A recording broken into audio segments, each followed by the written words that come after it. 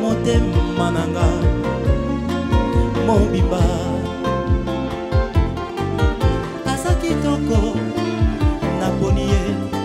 na motema nanga mobimba bolingo efandaka kaka na motema te bolingo ezalaka pe na makanisi bolingo efandaka kaka na motema te bolingo ezalaka pe na makanisi motema esubisaka kaka bashok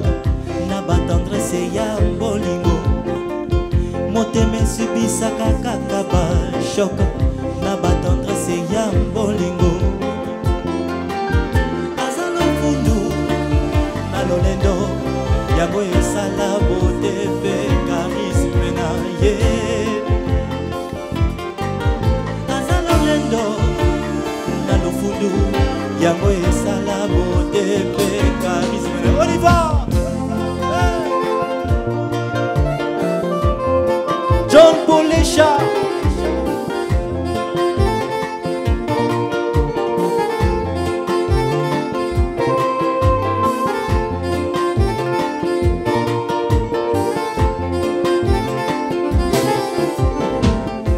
banganga na tsaki basala kisi ya bolingo banganga babalukeli ngai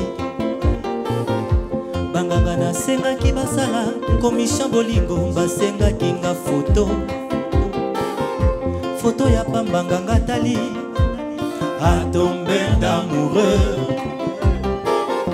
heureusement mpo na nga nasala inane ya ba construction baparole kolinga ye ata yola musi mese Pythagore asala formula bolingo akokoka te koma teto fizike ya bolingo ezalaka grand compliqué kolinga mwasi nzoki ezalaka mpasi nanga nayebaki te Flora Gatanda kolinga mwasi nzoki ezalaka ngambo ngayo nayebaki te Ibrahim Machibao bolingo eza science exacte bolingo eza science exacte bolingo eza science exacte bolingo eza science exacte Doris Beya papa Simba mama na malinga tobina rumbo yo ya Afrima papa Simba mama na malinga tobina rumbo yo ya Afrima bolingo eza science exacte bolingo eza science exacte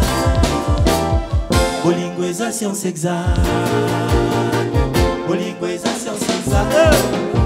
papa Simba mama na malinga tobina rumbo yo ya Afrima papa Simba mama na malinga tobina rumbo yo ya Afrima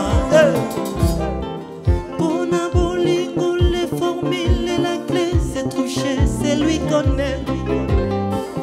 nakomaka nanga zoba zoba liboso na ye nakomaka yuma yuma nakomaka nanga zoba zoba liboso na ye Jacques Bamileka akomaka mokongo nakomaka nanga zoba zoba liboso na ye Cédric Sengoma akomaka mongala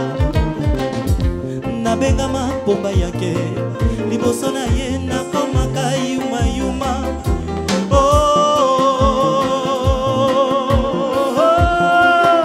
Ale Ilunga Chobo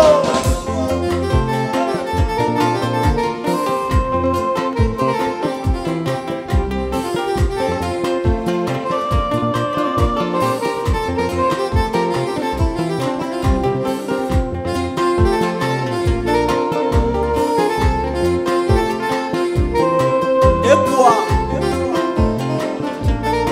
Jimmy Mutombo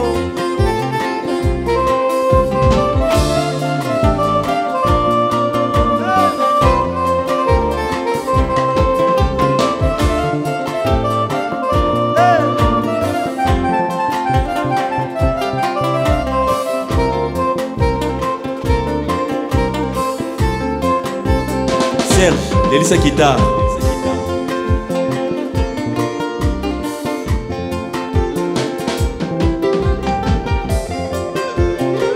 Serge Lukalu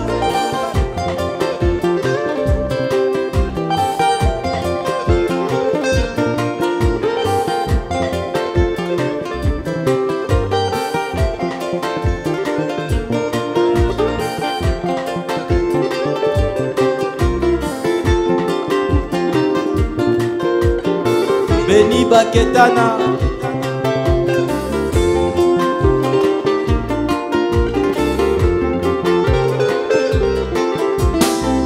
Polygoisation s'exalte, polygoisation s'exalte,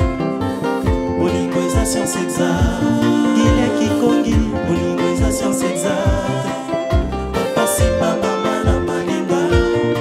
tobina mboyo ya fima. Pitsubu diongo. Papa si mama mana maninga, tobina mboyo ya fima.